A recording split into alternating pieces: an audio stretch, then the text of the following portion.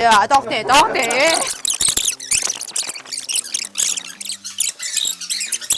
Ichingizda qanaqa taassurotlar, emotsiyalar, nimalar o'tyapti ichingizdan? Hozir imtihonni o'rtanaman deb o'ylayapman. 5-kurs tugatasiz. Sizda qanaqa taassurotlar o'tyapti? Ichim g'alag'a urmayapti. Turayotgan talabalarga ikki og'iz niyat tilaringiz, ikki gapiringiz.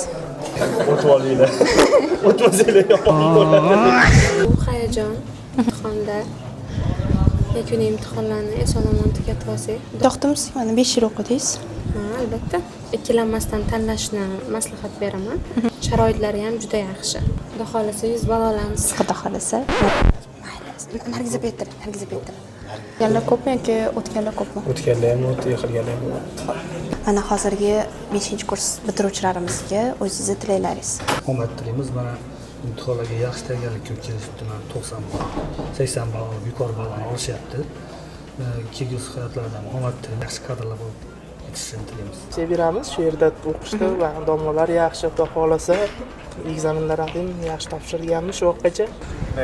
Navbatchi. Omad hammasini. Yaxshi yerlarda ishlasizlar bo'lgani. Bizdan yuz uramiz xudo xolasa. Internetda yaxshilab tayyorlanib kelib imtihondan yaxshi baholardan yorug'imizdan chiqib ketsin hammasi. Mana ozgina hayajon bor. Barcha talabaga omad tilayman. Necha oldingiz? 96 bor. Dahshat, mazza. Mazza. Hamma yaxshilik bilan bitirib olsin. Hammaga omad.